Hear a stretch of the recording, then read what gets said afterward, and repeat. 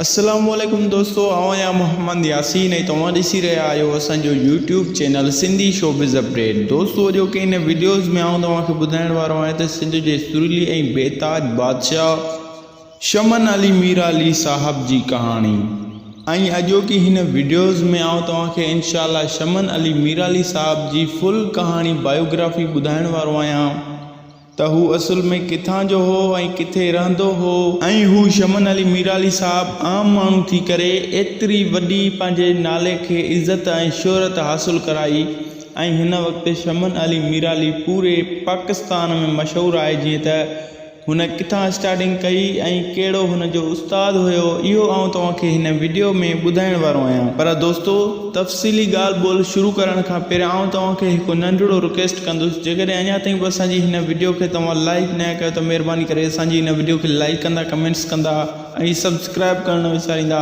असांजे हिन channel Sindhi showbiz update खे सब्सक्राइब करे घंटीअ जे बटण ते लाज़मी क्लिक कंदा। त दोस्तों अचो त हलूं था वीडियो जे तरफ़।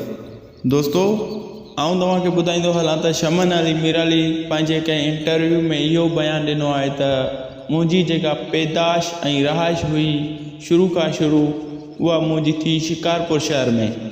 मुंहिंजो जनम बि शिकारपुर शहर में थियो ऐं हाणे असां लाड़काणे में शिफ्ट आहियूं। दोस्तों शमन अली मीर अली जो इहो चवणु हुयो त मूंखे नंढपण में ॻाइण जो ॾाढो शौक़ु हूंदो हुयो ऐं मां नंढियुनि नंढियुनि महफ़िल में वञी पंहिंजो शो उते कंदो हुयुसि ऐं इन खां अलावा मां स्टेजनि ते परफॉर्मेंस बि पिणु कंदो हुयुसि।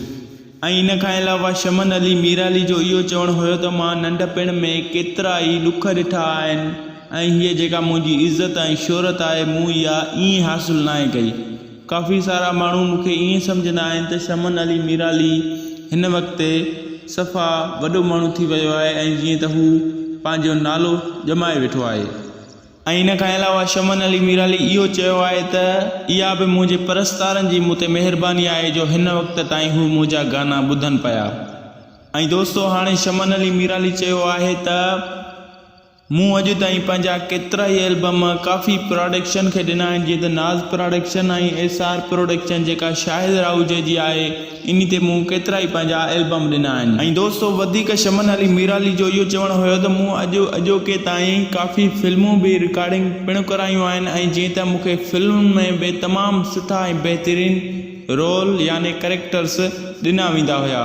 ऐं शमन अली मीर अली चयो त मूंखे जीअं त मुमताज़ मौलाई ऐं काफ़ी शाइर वग़ैरह मूंखे पंहिंजी शाइरी ॾींदा हुया ऐं मां उन्हनि जी शाइरी ॻाईंदो हुयुसि ऐं नंढनि नंढनि प्रोग्रामनि मां मूंखे तमामु घणी इज़त ऐं शोहरत याने मोट मिली ऐं मां पंहिंजो कमु जारी रखियो ॻाइण वारो ऐं हिन वक़्तु अल्हम्दुलिल्लाह मां कंहिं सुठी पोस्ट ते पिणो आहियां। ऐं शमन अली मीर अली जो संदसि वधीक चवणु हुयो त हिन वक़्तु मुंहिंजो जेको पुटु आहे उहो रियाज़ अली मीर अली, उहो बि हिन वक़्तु फ़नकार आहे।